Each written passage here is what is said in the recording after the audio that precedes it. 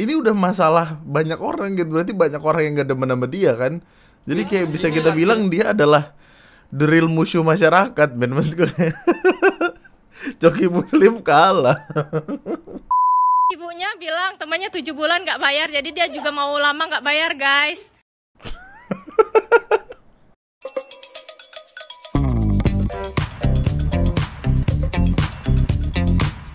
Hai, selamat datang di video gue kali ini dan selamat datang kembali.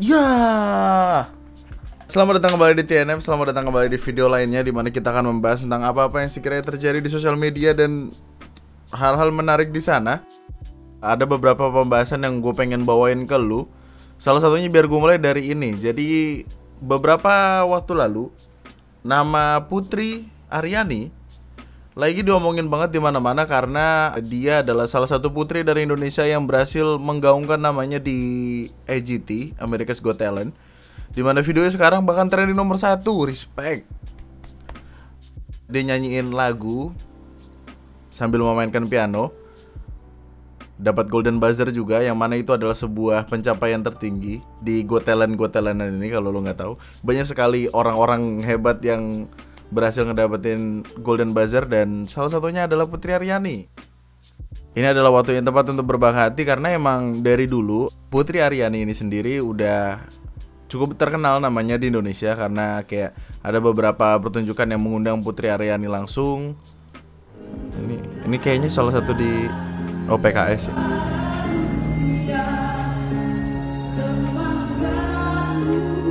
Dan emang suaranya bagus banget, men. Bagus banget.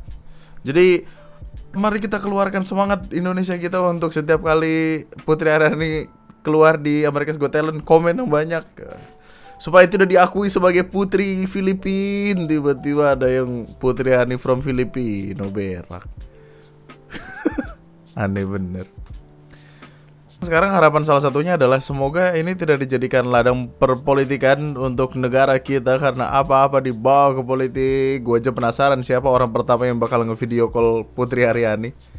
Karena banyak kemarin tuh politisi-politisi, salah satunya adalah ini. Aduh.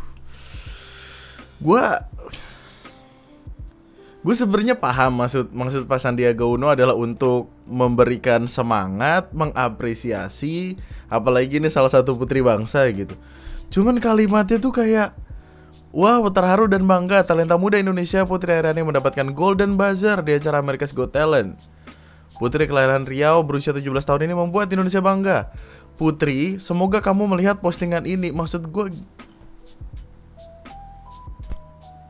oh my god.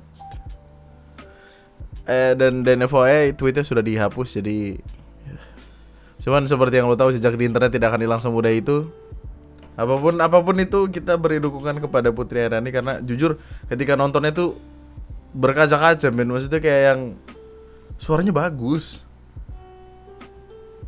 Dan cara Simon untuk ngasih tahu kalau ini beneran dapat Golden Buzzer kok adalah dengan klip-klipnya ini, yang klip-klip emas ini dikasih tahu, dipegangin ke dia kayak ini beneran loh gitu. Maksudnya kayak it means a lot.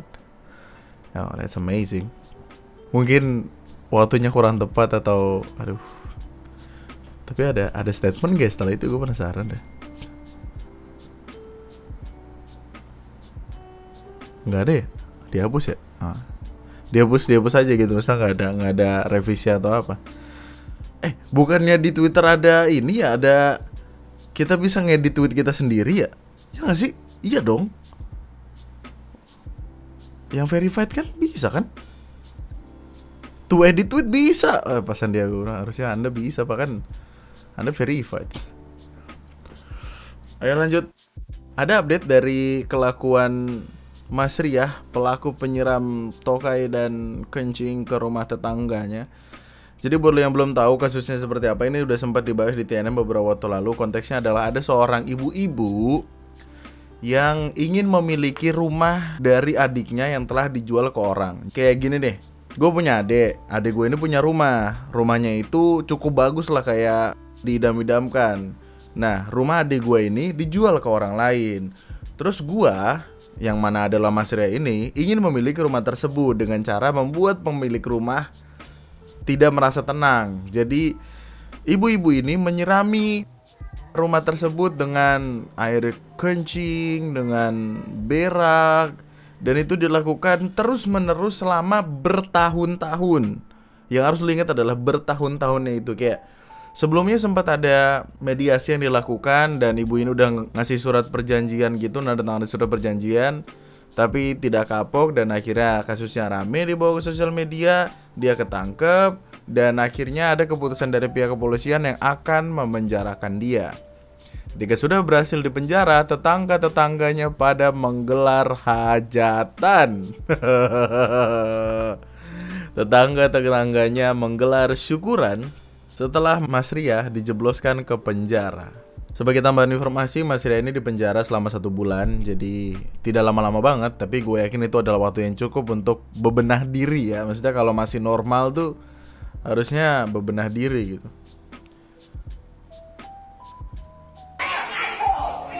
Ini kayaknya ketika lagi ditangkap atau gimana gitu. Rame banget men. Masalahnya kalau tetangganya sampai hajatan begini kan berarti ini udah masalah banyak orang gitu. Berarti banyak orang yang gak demen sama dia kan. Jadi kayak bisa kita bilang dia adalah the real musuh masyarakat men. Maksud gue Coki Muslim kalah. Ya ampun.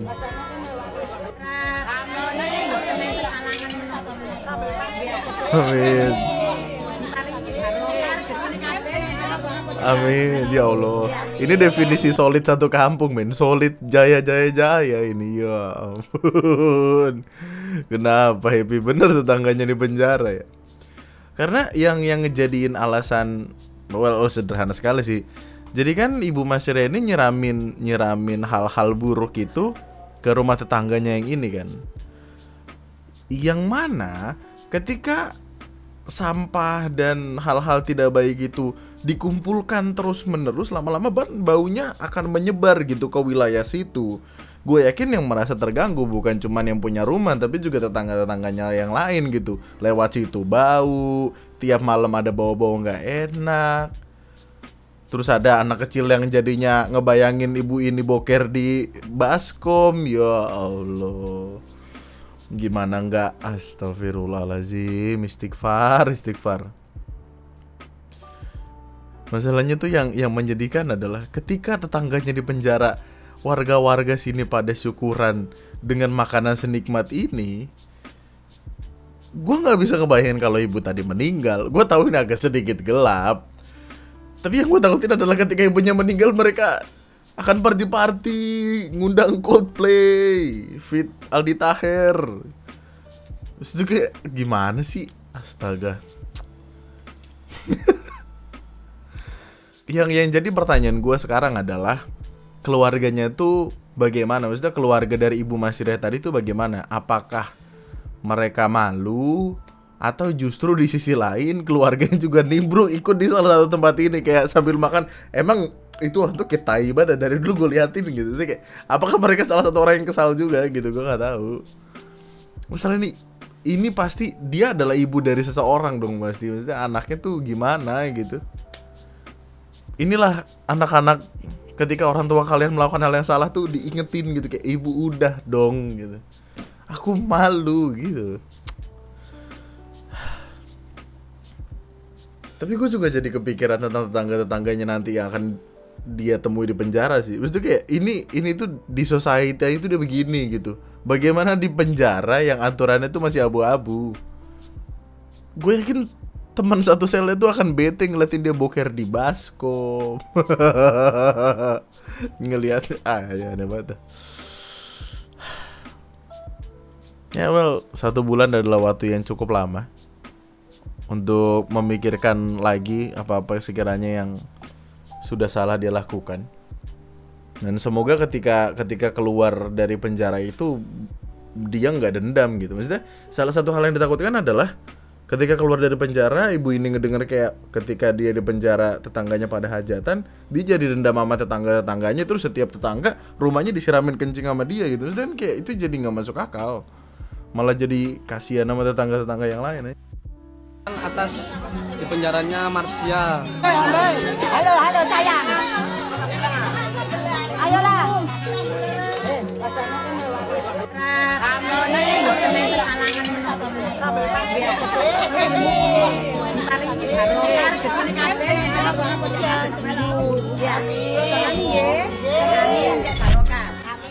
Amin biar barokah. Solid, solid, jaya, jaya, jaya. Kita kadang butuh satu tetangga seperti itu yang jaya, jaya, jaya, respect. Ada, karena emang perkara bertetangga itu kadang membingungkan. Sama halnya seperti perkara ngontrakin rumah. Jadi ada sebuah video di TikTok yang lagi ramai banget diomongin sama orang-orang karena ada seseorang, emak-emak lebih tepatnya, dia nggak mau bayar kontrakan, tapi ketika diusir dia malah marah-marah, ngatain yang punya tolol, bego, dan lain sebagainya. Kalimat yang sungguh tidak masuk akal dikeluarkan oleh orang yang salah. Kenamakian dari ibu ini, dia sewa di rumah saya belum bayar. Saya WA, saya telepon nggak direspon. Saya udah bilang siapin aja barangnya, keluar dari rumah juga nggak dibalas. Waktu saya datang ke rumah, dia malah marah-marah kayak gini. Waktu saya bilang tolong kosongkan rumah, dia bilang rumah gubuk jelek aja belagu. Banyak lah makian dia. Kenapa dia teriak rumah gubuk jelek aja belagu? Kan lu juga ngontrak di situ. Harus apaan sih? Diemin aja lah ya, ngelahin orang kayak gini nggak ada manfaatnya, malah makin banyak dosa. Dan lucunya ibu dan anaknya mau viralin, dah gitu. Aku tahu netizen pintar, tahu mana yang bener mana yang salah. Oh, gue yakin ada ketakutan yang videoin juga. Maksudnya dia sudah menyiapkan point of view kedua. Kalau dia ngeluarin argumen yang tidak. Oh, masuk akal, make sense. Jadi sebelum si boynya ini ngeluarin video dengan kalimat yang tidak, siapkan duluan video untuk mengcounternya. Dan videonya berhasil. Ini videonya nih. Ibunya bilang temannya 7 bulan nggak bayar, jadi dia juga mau lama nggak bayar, guys. Dia nggak bayar. Ibunya bilang temannya 7 bulan nggak bayar, jadi dia juga mau lama nggak bayar, guys. Kita dalam hidup itu harus berlomba-lomba dalam kebaikan, betul apa betul?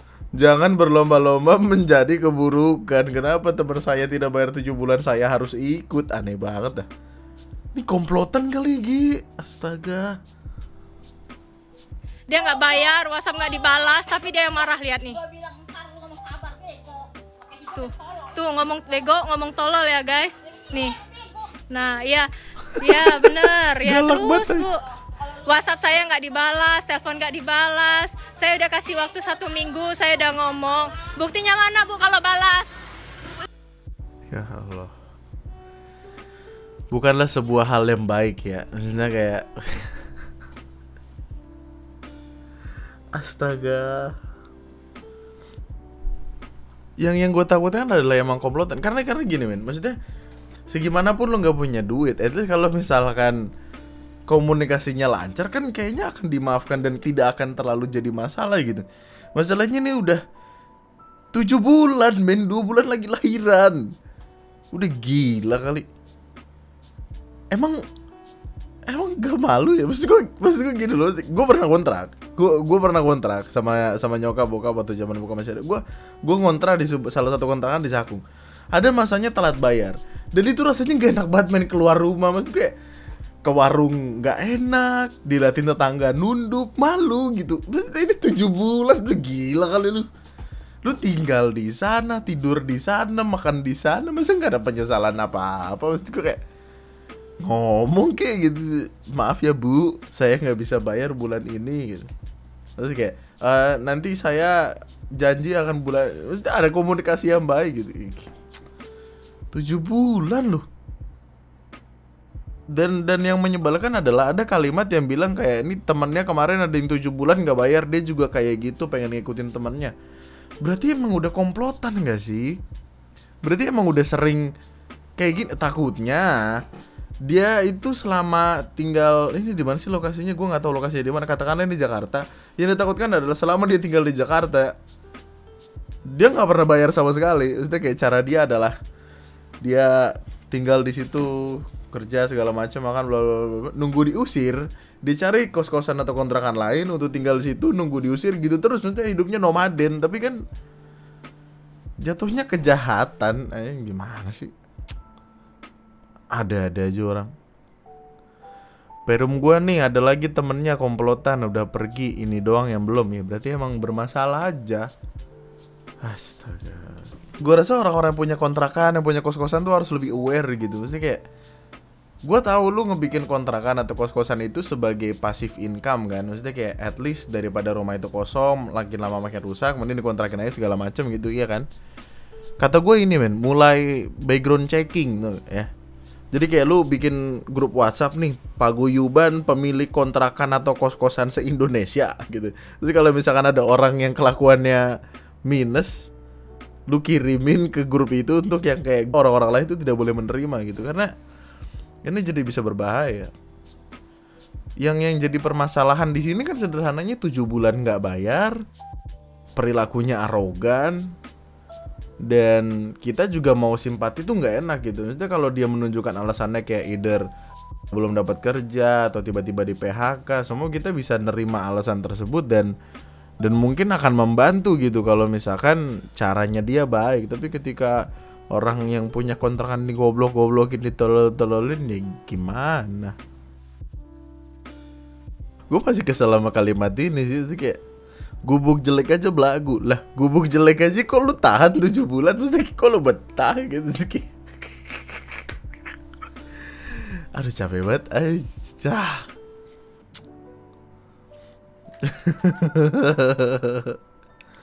Oh ya btw, masa gini, masa gue nggak tahu ya, makin hari tuh kayak kelakuan orang-orang di internet tuh makin rada-rada gitu. Gue juga nggak tahu kenapa viral pria di Madura nekat oleskan lem Cina ke bibir, ending nasibnya bikin pilu. Kenapa? Enggak, maksudnya kenapanya itu harus kita cari tahu kan? Sia-sia banget nih gue bikin video kalau lu nggak tahu nih.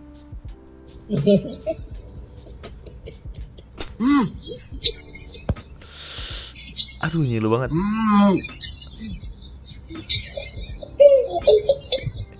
Ini masalahnya yang ngerekam tuh ketawa-tawa. Dia juga kayaknya pada ketawa tapi gak bisa.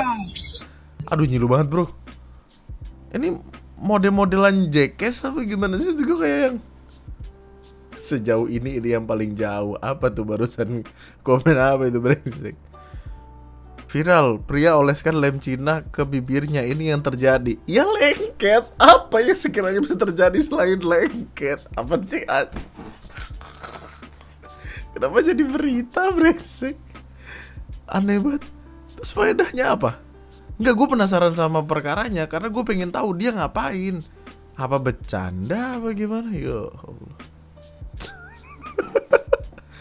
By the way, di saat yang bersamaan tiba-tiba di luar sana, gue nggak tahu ini di mana, kayaknya di Amerika atau gimana, intinya dia bahasa Inggris.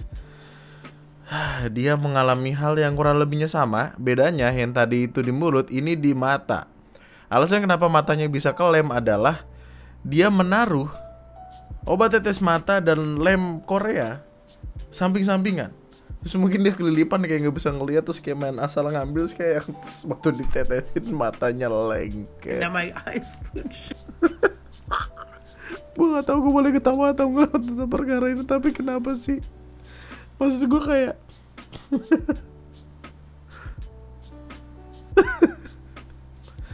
udahlah men, jangan main-main sama lem-leman. Astaga. Udahlah. Oh my god.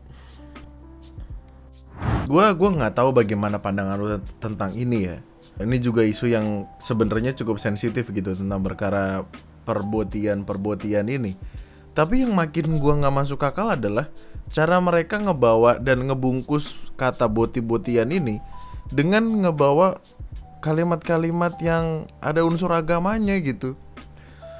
Hai kak, kenalin aku Zaki yang ngirim face tadi siang. Gak nyangka banget bisa rame dan banyak antusias perihal boti syar'i. Boti syar'i, ya Allah. BTW buat yang nanya boti syar'i itu apa, ini aku jelasin supaya kakak-kakak gak mati penasaran. Berbeda dengan boti-boti nakal, boti syar'i tidak suka mengumbar aura centil di depan umum. Kalem, perfeksionis, dan selalu menjaga manner di public space. Bukan bagian dari boti-boti mall yang suka Boti syari tidak merebut yang bukan hak miliknya. Boti syari mostly manly, tidak ngondek atau so cantik seperti laki pada umum. Jangan bawa-bawa syari. Astaga. Kenapa syari sih? Inilah contoh manusia yang dirindukan, tajamnya pedang Umar bin Khattab. Ya Allah. Syariah adalah sesuatu yang dilakukan berdasarkan ketentuan syariah. Syariah dari mana kalau lu kalimatnya begini, Jaki? Istighfar. Lu makin jauh aja sama Tuhan lu, gue lihat-lihat orang. Astagfirullah. Masya Allah Robi, paring ngono sabar kuat selamat langgeng sentoso, sekaring bawa langgeng jagat wasi saning bator. Gue Oke, ada satu kalimat yang dari dulu selalu gue ingat apa ya? Mentoleransi itu bukan berarti mengafirmasi. Bukan berarti bisa segampang itu menjadi bagian. Gue takut salah ngomong karena ini akan jadi perdebatan banget.